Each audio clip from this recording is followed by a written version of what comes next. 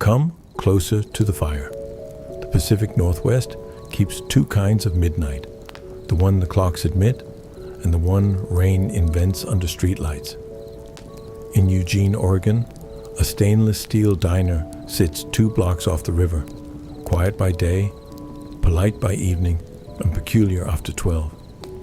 When the town rolls over, the lights in that dining car learn their brightness again. The neon rediscovers its loop, and an old tabletop radio finds the one station that survived the century. No keys turn, no hands reach. It is a business that has kept a small promise longer than its owners, and a town that lets it. This isn't a lesson, and it isn't a haunting. It is a record of how a room can remember what it's for. The story belongs to a facilities coordinator named Hannah Price, a person whose job teaches her to notice the difference between off and almost. She tended properties for the city, shelters near the mill race, a couple of small parking structures, the public restrooms by the river path that learned the hard way about weather and people. Her route at night was simple. Check locks, test lights, write down the hours when machines forgot themselves. It meant she learned to trust reflections because glass tells the truth faster than sensors do. There is a diner on a corner where the grid softens near the railroad, a silver-sided car anchored to a concrete pad since the Eisenhower years. In the afternoon, it sells grilled cheese and onions that remind the block it still lived in. At 10, they sweep. At 11, they count the drawer. At 11:30, they turn the sign to dark. Or so it went until a winter of steady rain taught Hannah the pattern. On a Tuesday in February after her rounds, she cut along that block for the cover the awning gave. The window metal gathered raindrops into tidy rows. Inside, the booths sat like patient library chairs. The red neon script, DINER, was still. But as she moved past the last pane, a faint ivory grew along the counter edge, the way a fish's belly brightens underwater. Fluorescence above the grill answered with a delay that felt intentional. Then the tabletop radio on the back shelf woke from whatever radios do between stations and found an oldie shaped like a sigh. No one moved. The door stayed locked. The cook's clock over the pass insisted it was 5 minutes to midnight and not interested in negotiations. Hannah stood under the awning and watched, the way one watches a self-playing piano in a museum, respectful of the mechanism, wary of conclusions. She didn't knock. She didn't film it. She noted it in the small notebook where she wrote down drifted schedules and lights that refused to retire. Diner at 12, on by itself, radio low. People in rainy towns measure time by maintenance. The next night, she passed by again, not by assignment, just to see if the room would keep its word. It did. The open sign did not flip. The deadbolt did not argue. Yet the ceiling lights walked up through their buzz. The grill hood blinked to life as if a ghost of bacon warranted a filter. And the radio found a station that didn't exist at noon. It never blared, not even once. Volume sat just enough above the refrigerator drone to be company. By the end of the week, she had learned the minute hand's tempo. The light staged itself 2 minutes before the clock surrendered midnight. The radio joined 9 seconds later, habit precise as a metronome when nobody claps. On Saturdays, the room lingered 20 minutes past 1. On weeknights, it faded earlier, tired like everyone else. The rain didn't matter. The pattern lived whether the morning would open into blue, into mist, or into another gray that asked for patience. Hannah tried to find the timer because the mind prefers machinery to mercy. She looked up permit histories in a database that still remembered the diner as a mobile structure, despite 6 decades of anchoring. The electrical upgrades listed kitchen circuits that had been proud in 1989 and a hood fan replaced after a grease fire that embarrassed the owner. There was no timer for the main banks, no after-hours test cycle noted in the service calls. Health inspection logs worried about refrigeration, but never about metaphysics. She stopped at a community center manager's office to trade gossip like technicians do. Nobody owned the story, but several knew the rumor. A custodian claimed he saw the coffee maker heat itself 3 times a winter. A street sweeper said the neon liked fog better than clear air. A patrol officer rolled his sleeve to show goose flesh and grinned when he said it. If the radio plays after midnight, the city will sleep fine. If it doesn't, someone will forget to lock something. It was a joke, but jokes take their shapes from use. On paper, the diner had changed names 5 times. First a family's, then a daughter's, then an LLC that looked like a cousin's shell, then a partnership that installed Kraft ketchup and modern fonts. Then, back to a single owner who folded the menu into fewer decisions. The building watched them all and kept the same artist's signature of grease gloss along the grill rail. Hannah found the insurance binder on a public clerk's site, redacted in all the useful places and generous in the parts that never help. What mattered was a page no one had bothered to digitize well. A photocopy of a handwritten checklist taped to the fuse closet since the 70s. The note wasn't romantic. It said exactly what rooms want. Warm this first, cool that second, never turn the sign off at the wall, but at the chain, and leave the radio at the numbered notch that makes the night behave. A line in another hand had been added across the bottom in lighter pen, somewhere in the early 90s, guessing at the ink. If nobody comes after the dishwasher leaves, the diner will test itself at midnight. Do not interfere. She visited the library during a lunch break and unrolled microfilm of the local paper until her wrists disliked her. She found nothing dramatic. No midnight club that met there. No city ordinance encouraging unstaffed hospitality. No obituary for a cook who swore to finish a shift from the other side. She found ads with prices that now feel like jokes and headshots of waitresses whose smiles understood long nights. She found a flood notice from a winter when the mill race lost patience and the diner fought it with towels. And she found a photo of the owner's husband in 1964 standing beside a new radio with a caption that bragged about always-on news.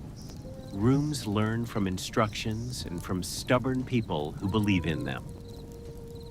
She made a copy of the photocopy, not because the city required it, but because common sense does. Any pattern worth believing has to survive an interruption. In March, a windstorm played with the river valley like a loose cord. Limbs broke, branches traveled where they had no business going, and a substation coughed at the wrong moment. Blocks went dark.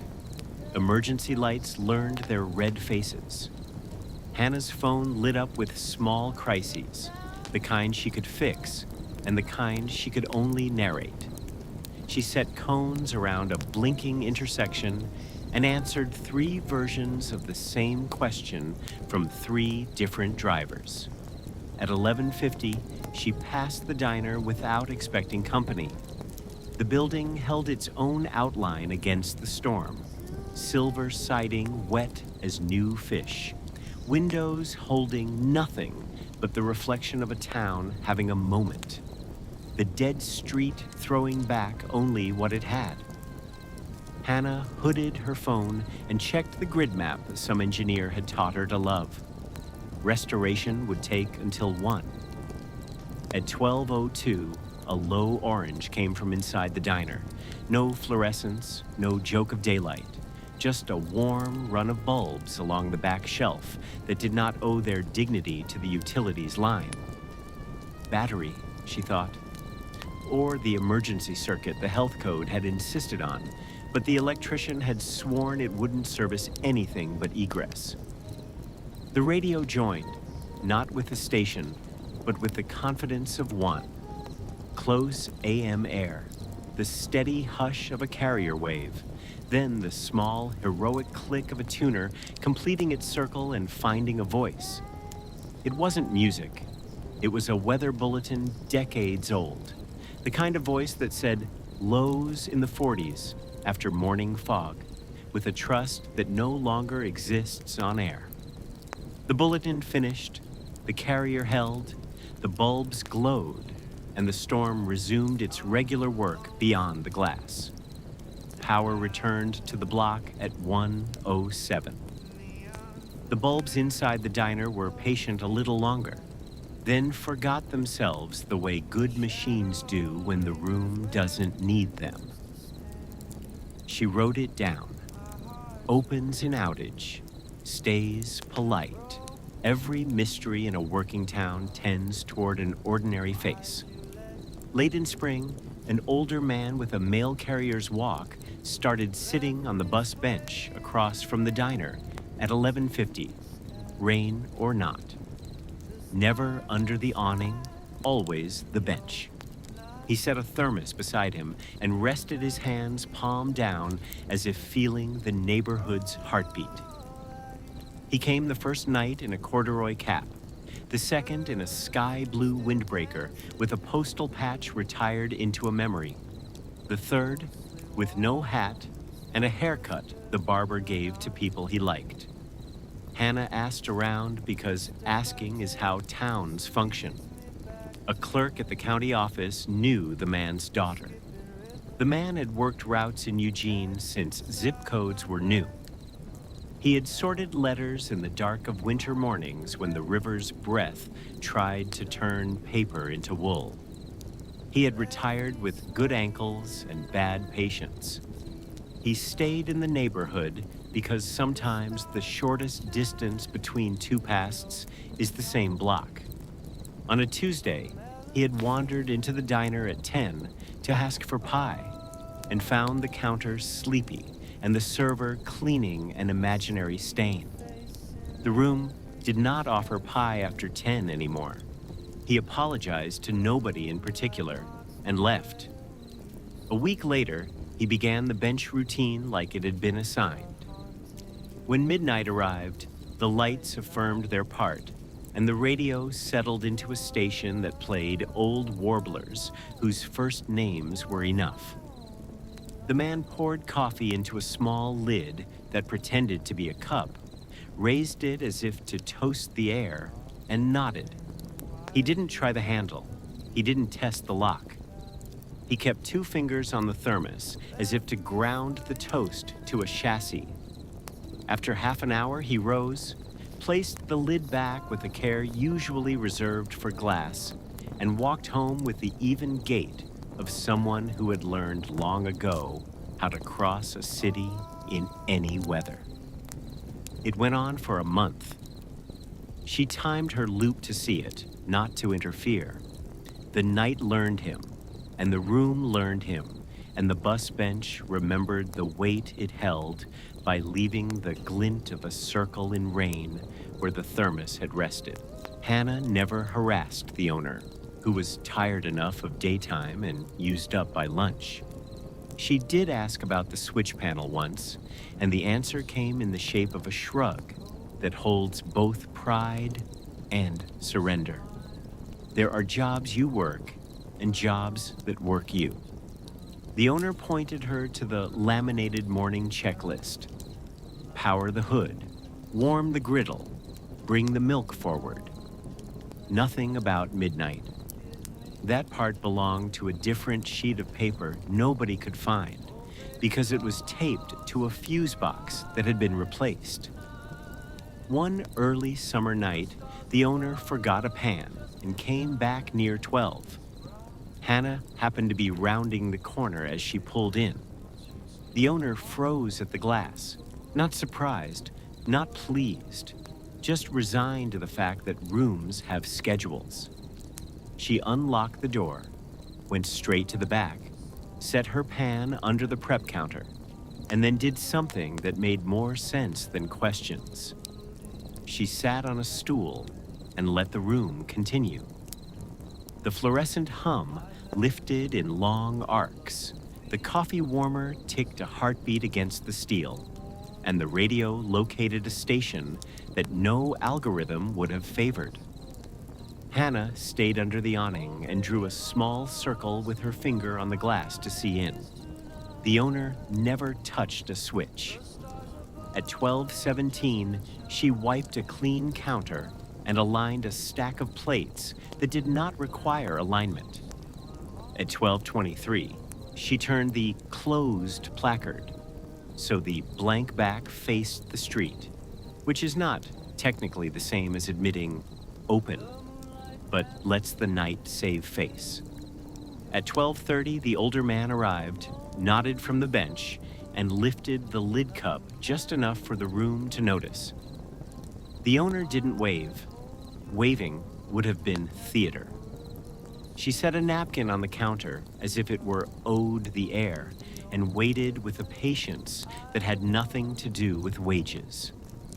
At 12:41, the radio played a song the diner had recognized in every decade, a voice with a little iron in it, a drum that refused ornament, a melody that understood how to be background without quitting the job.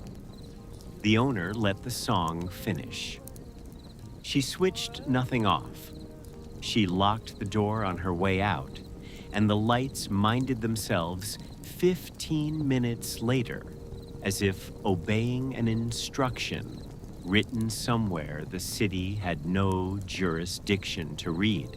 By August, the rumor stopped being a rumor and settled into something smaller and more useful, like the knowledge of which crosswalk buttons believe you. Nearby apartments learned to fall asleep by the radio's fade. Cyclists cutting home along the river path knew that if the neon edge inside the glass flickered just before the hour, the rain would be kind until dawn. A drummer from a bar 3 blocks away swore the diner's hum ran at the exact tempo that helped him walk the kit down without waking his elbows. A hotel night clerk pointed guests toward the corner when insomnia made them ask for a safe place to stand. Hannah took 1 week off in September. When she came back, the bench looked lonelier than a bench should. She asked the clerk again. The postal worker's daughter had moved him to a house with fewer stairs. He was well enough, just farther from the river. He sent a note through a friend that most people now forget to send. Thank whoever keeps the midnight right where it belongs. The friend mislaid the note on a kitchen counter as friends do, then found it 2 days later and delivered it anyway. Hannah read it once and folded it into the pocket of the notebook that owed the city more practical details than gratitude. The rains returned properly by October. The smell of wet cedar took up residence in coats and cars. At 12:03 on the first Monday with real fog, the radio inside the diner began with a low voice that belonged to no era. It read the marine forecast the way forecasters used to read it when they believed in diction. Winds variable to 5 knots, waves light, visibility restricted in morning hours. No one in the room owned a boat. No one needed the forecast. Rooms collect frequencies like lint And sometimes lint is useful because it proves a sweater is being used. The owner taped a new laminated card to the fuse closet for the health inspector and anyone else who might inspect the inspector. If the diner opens itself at midnight, leave it be. The inspector didn't argue because the entry log showed no unmanaged people, and the temperature log showed no danger to mayonnaise. The city doesn't regulate how rooms remember. Hannah's notebook ran out of pages before winter. The last line she wrote about the diner was not a measurement and not a request. It said, "Keeps faith." Some places learn their hours and stand by them. A stainless steel room by a wet corner in Eugene opens itself after midnight, not to serve burgers or coffee, but to keep the town company while it sleeps. The light is small and the radio older than most of its listeners, but the effect is the same as a hand left on a shoulder a moment longer than necessary. If you pass by, don't try the handle. Let the room do its work. The night counts on a few steady things, and when they keep faith, everyone else can rest. Fires, neon, radios. The honest ones know when to be quiet and when to say, "Here we are, still."